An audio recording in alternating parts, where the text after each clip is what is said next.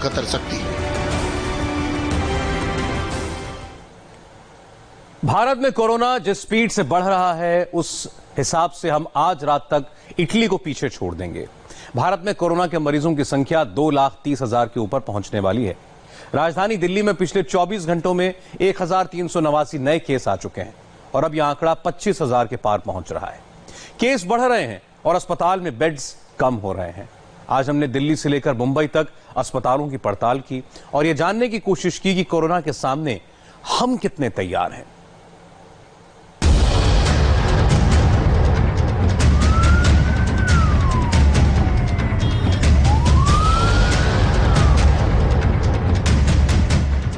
दिल्ली पर कोरोना का खतरा बढ़ रहा है, मरीज भी बढ़ रहे हैं और लाशें भी। जिस स्पीड से कोरोना बढ़ रहा है उसके सामने अस्पताल और बेड दोनों ही कम पड़ रहे हैं। सरकार का दावा है कि कोरोना से लड़ने के लिए दिल्ली में अस्पताल भी हैं और मरीजों के लिए बेड भी, इलाज के लिए डॉक्टर भी हैं और इमरजेंसी के लिए वेंटिलेटर भी। लेकिन सरकार के दावों में कितनी सच्चाई है, आज इसका हिसाब होना जरूरी है।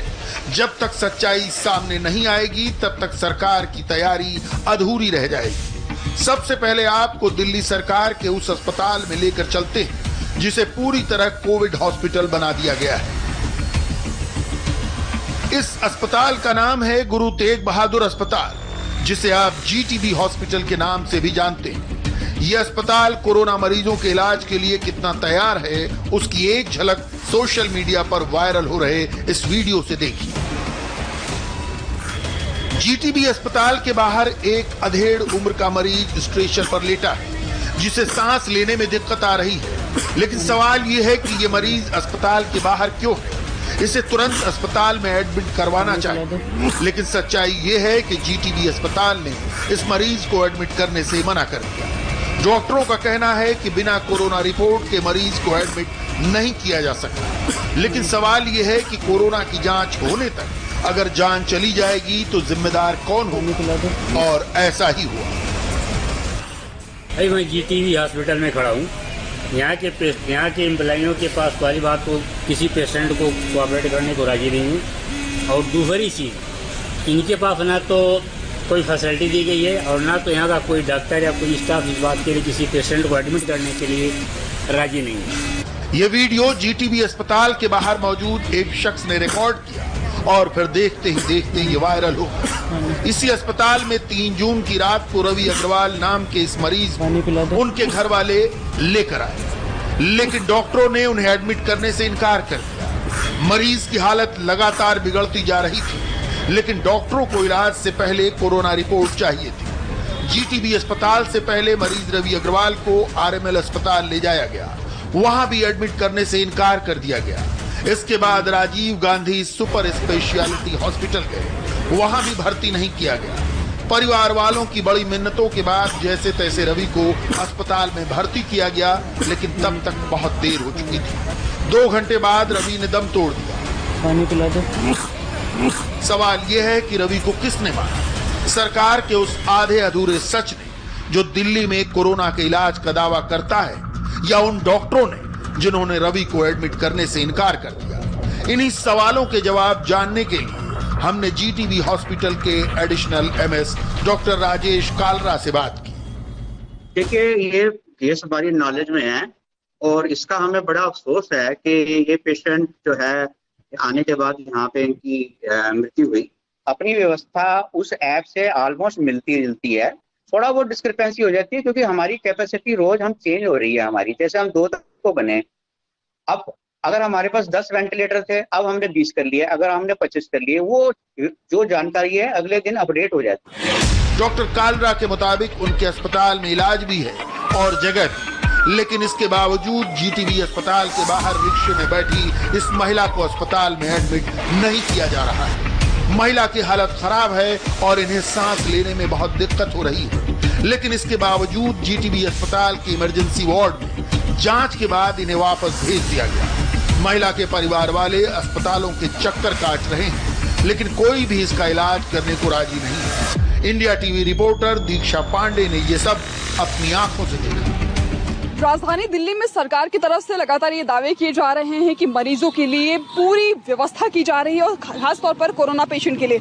आपको बता दूं, एक तस्वीर मैं आपको दिखा रही हूँ, ये दिल्ली के तेग बहादुर हॉस्पिटल के बाहर की तस्वीर है और ये ना सिर्फ यहाँ की बल्कि दिल्ली के अलग अलग अस्पतालों के बाहर कुछ ऐसी ही तस्वीर जो है वो देखने को मिल रही है।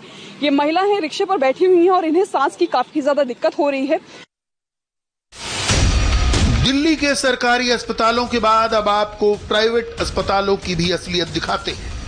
कहने को तो दिल्ली सरकार ने कोरोना का इलाज करने वाले अस्पतालों में बेड की जानकारी मोबाइल ऐप पर दे रखी है, लेकिन लोग जब इस ऐप की जानकारी लेकर अस्पतालों में पहुंचते हैं तो वहां अस्पताल का जवाब सुनकर मरीजों के पैरों के नीचे से जमीन खिसक जाती है।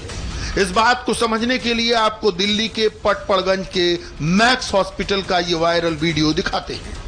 मैं अभी मैक्स हॉस्पिटल पटपड़गंज में हूँ और यहाँ जो मुझे आना पड़ा रात को तकरीबन अभी 12:15 बज रहे हैं। एक पटपड़गंज गांव से एक बुजुर्ग हैं, संकट मेहरोलिया उनकी ताई है, और एक और अग्रवाल फैमिली है जो गाड़ी में बैठे हुए थे, पेशेंट्स को नहीं दिया जा रहा है। केजरीवाल साहब बोल रहे हैं कि उनके ऐप के अनुसार 80 बेड्स यहाँ खाली हैं, लेकिन हॉस्पिटल में आने के बाद जो सच्चाई दिख रही है वो ये है कि यहाँ पर बेड पूरे दिखाए जा रहे हैं। जो मैं आपको दिखा रहा हूँ ये स्क्रीन है इनकी, और इसके मुताबिक इनके यहाँ पर बेडों की स्थिति फुल है। 80 बेड तो शो किए, 63 पॉजिटिव है, सस्पेक्ट 17। तो केजरीवाल साहब जिस तरह से आप झूठ बोल रहे हो, इस ऐप के माध्यम से लोगों को गुमराह कर रहे हो कि यहाँ बेड्स खाली हैं, यहाँ लोगों को ले नहीं रहे, जर्नल पेशेंट्स को नहीं ले रहे हैं। आप कोविड पॉजिटिव की तो बात ही छोड़ दीजिए। रात को 12:30 बजे ये लोग कहाँ जाएं अपने पेशेंट्स को लेके, जरा इसका जवाब दें। इस वीडियो की सच्चाई पता करने के लिए हमारी संवाददाता दीक्षा पांडे मैक्स हॉस्पिटल पहुंची, जहां ऐप की जानकारी और मैक्स हॉस्पिटल की सच्चाई में जमीन आसमान का अंतर देखने को मिला।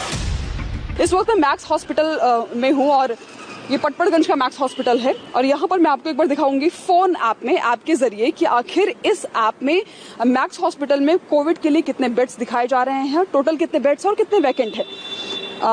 देखिए, मैक्स सुपर स्पेशलिटी हॉस्पिटल जिसमें 80 बेड जो हैं टोटल दिखाए जा रहे हैं और 80 ही वैकेंट दिखाए जा रहे हैं, यानी अभी तक किसी ने कोई बेड यहाँ पर नहीं लिया। लेकिन आपको बता दें कि मैक्स हॉस्पिटल की तरफ से बीते दिन एक स्टेटमेंट आया जिसमें साफ तौर पर बताया गया कि यहाँ पर 80 के 80 बेड जो हैं वो पूरी तरह से फुल हो चुके हैं।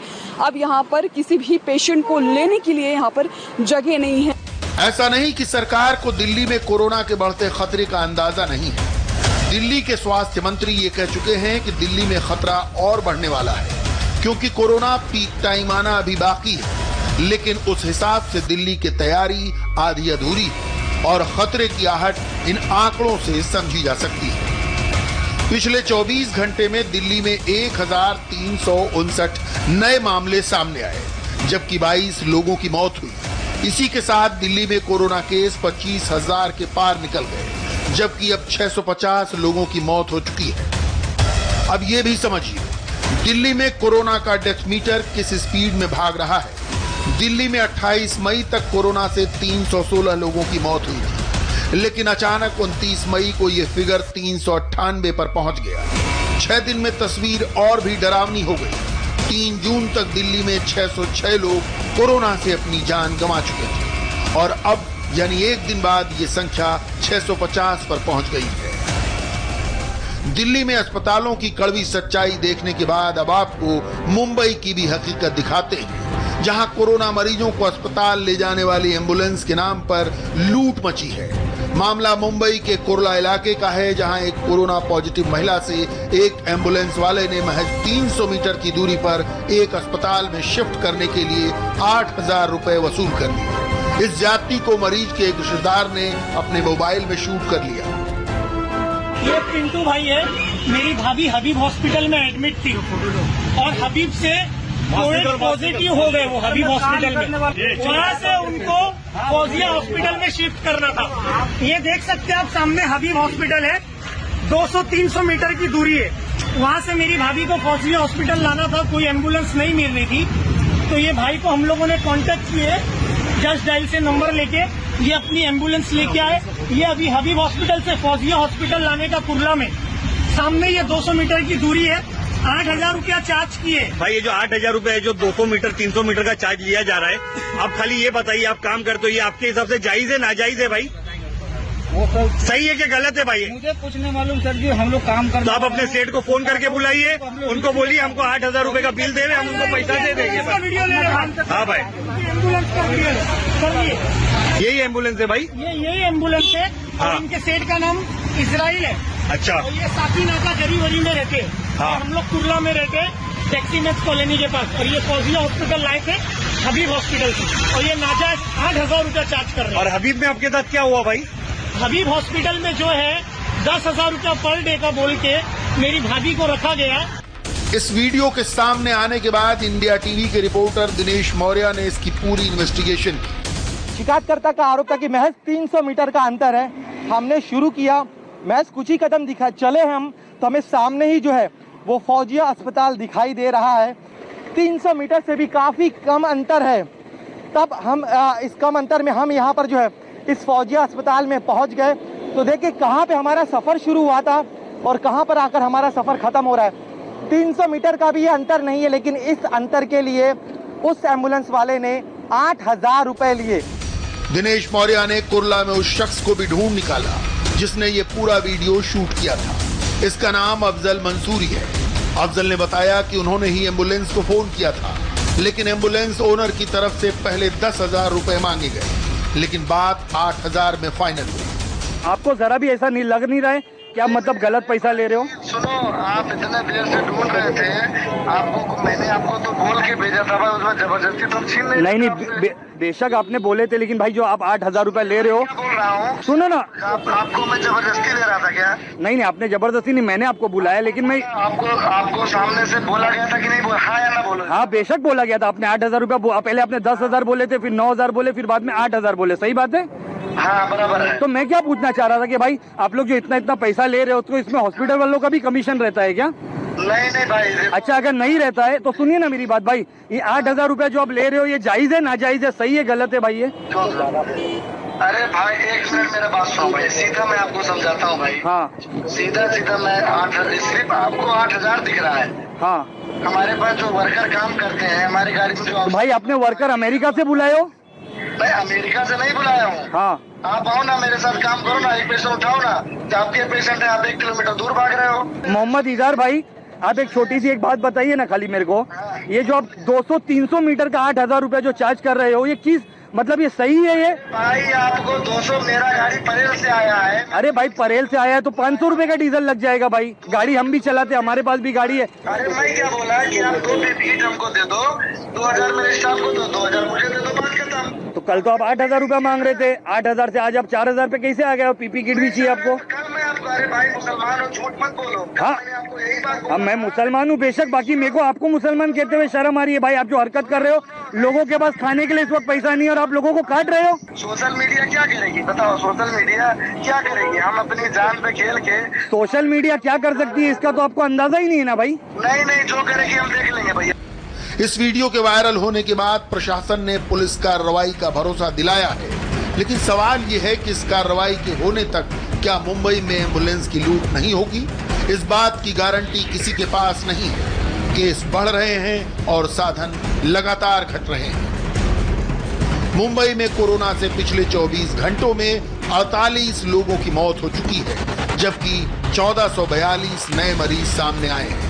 जबकि मुंबई में कुल केस 44,000 के पार हो चुके हैं, जबकि मौत की कुल संख्या 1465 हो चुकी है। अगर पूरे महाराष्ट्र की बात की जाए तो पिछले 24 घंटों में 2,933 मरीज कोरोना पॉजिटिव निकले, जबकि 139 मरीजों की मौत हो चुकी है। कुल मिलाकर एक बात समझ लेनी चाहिए कि कोरोना की बढ़ती रफ्तार के सामने सरकारों की तैयारी बहुत कमजोर है। कोरोना की सच्चाई यही है कि देश में ये वायरस आउट ऑफ कंट्रोल वाली स्थिति में पहुंच चुका है। इसका उदाहरण आपके सामने है। देश में कोरोना का नया रिकॉर्ड। पिछले 24 घंटे में देश में कोरोना के 9,851 नए केस सामने आए हैं। ये अब तक का सबसे बड़ा रिकॉर्ड है, जबकि देश में कोरोना के कुल मरीजों की संख्या 2,26,770 पहुंच चुकी है। इसलिए कोरोना की लड़ाई अब आपको अपने स्तर पर लड़नी होगी। लॉकडाउन के दौरान जो सावधानी आप बरत रहे थे उसके साथ कोई समझौता न करें, क्योंकि खतरा अभी कायम है।